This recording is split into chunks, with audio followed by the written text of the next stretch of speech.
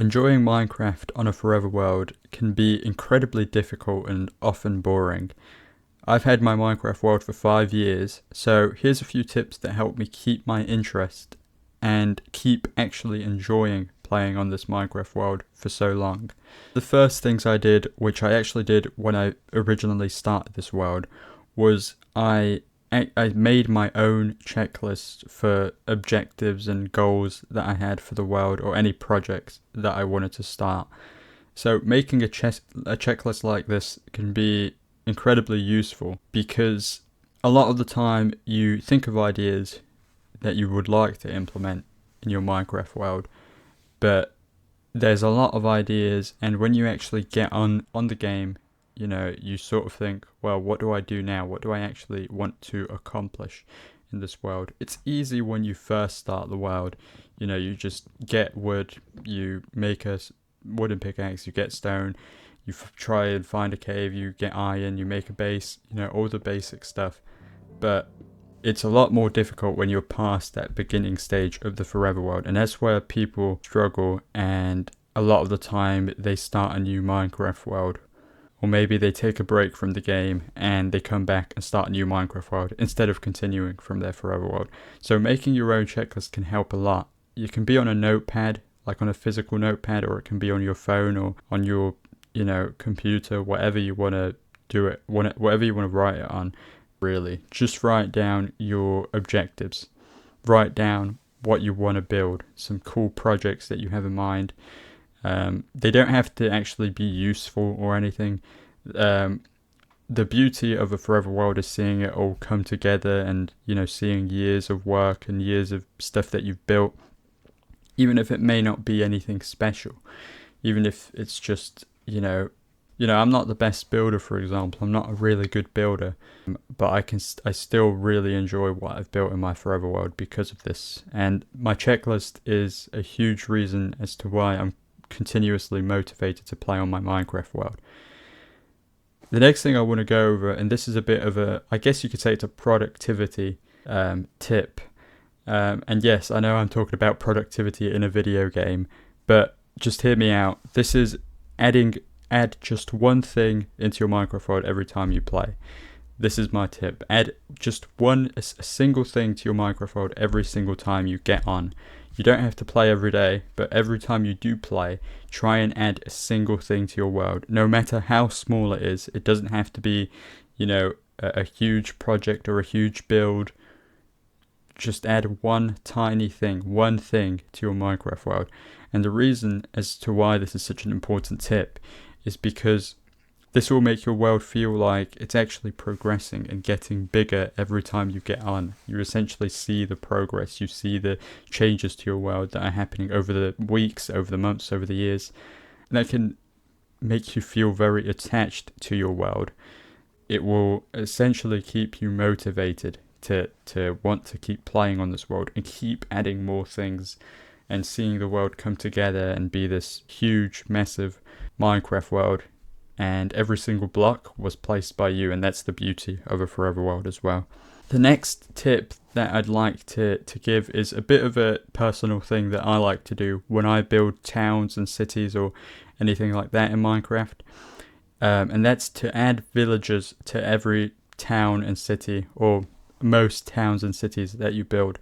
And the reason why adding villagers is such an important tip for me is because it makes your builds and your cities and your towns, it makes them all feel more alive. It feels like there's actually a purpose behind these builds because the villagers are actually using the builds.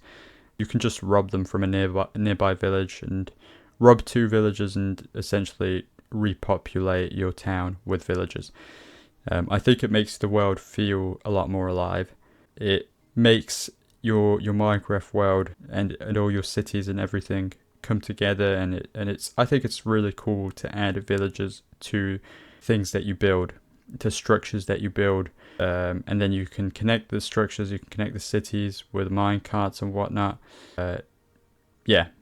And not necessarily for trading purposes. Villagers are great for trading, but it's really nice to just have villagers in your cities and towns. And speaking of, projects, builds and whatnot. This is one of the things that holds a lot of people back from a forever world. It's because they don't think that they're a good builder. You don't think that you're a good builder, for example. So you don't think that you can essentially have a good forever world, for example, because you're more interested in exploration or whatever. You don't consider yourself a good builder, and you don't think that you'd have any sort of you'd have a good world, essentially. Well, I think you should stop thinking about trying to be a good builder if you have that mindset right now, and just start building, because most things that I build aren't anything, they're not going to win any awards for best Minecraft builds, for example. They're not going to be on like a YouTube thumbnail, for example, of like how to improve your building skills or something like that. But I've never really regretted building something in Minecraft. It always adds something to the world, and it's much better than I find it's much better than copying tutorials and stuff on the internet or on YouTube, because when you do that, you're sort of adding someone else's build to your world, which is not a bad thing, by the way. I have copied a couple of designs that I have in my world. However, most things I just build from my imagination, from what I wanted to build there. And sometimes it's the weirdest, most unusual looking build or project or structure that you can imagine. And sometimes it's just, average. But it still adds something to the world. There's never anything. I mean, if you really regret it, you can always just destroy it. You can always just build something else. You can always practice building something in creative before you actually put it in your world, if you don't want to ruin the world, for example. But stop trying to be a good builder. Just build. Of course, if you're not having fun even whilst doing that, then maybe building isn't for you. Maybe having a forever world in Minecraft isn't for you. However, I think there are many ways to enjoy Minecraft on a forever world long term, and I think you don't necessarily have to be a good builder to enjoy building. I don't think you have to at all. For example, a YouTuber called IBX Toycat, which I'm sure a lot of people might already know him. He's quite a well-known Minecraft YouTuber. He's had his world, I think it's been over 10 years. I don't know exactly how long it's been. Sorry, not 10 years. I think he's had his world for 13 years. He's still playing on the same world. He started it on Xbox 360. He's not really a good builder at all. He kind of builds the most unusual things. He does, crazy projects like, clearing out the end or placing glass all over it or clearing out a desert. I don't know. I don't remember what exactly he does, but he's done stuff like that in the past.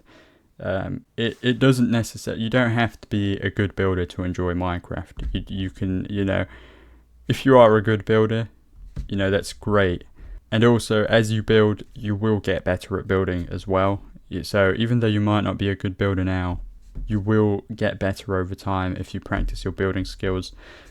Again, try not to copy tutorials and stuff from the internet. Take inspiration from stuff in the internet, but always turn it into your own idea if you can. But now moving on to the final point that I'd like to make is to just take a break from the game every now and then. Don't force yourself to keep playing. But the key point is, when you do come back from a break, don't start a brand new world. Continue from where you left off in your forever world. It might be a bit confusing at first to get used to everything, to get back into it, but it's way better to just continue from where you left off in your main world rather than starting a new world. And overall, these tips should have hopefully given you some insight or some help if you've been considering starting a forever world, or maybe you haven't considered it. But if you did stick until the end, thank you for watching. I hope these tips have been helpful for you in some way. If you have any other advice on forever worlds or Minecraft in general, leave it down below in the comments. But I hope you all enjoyed. Thanks for watching, and I'll see you all in the next one.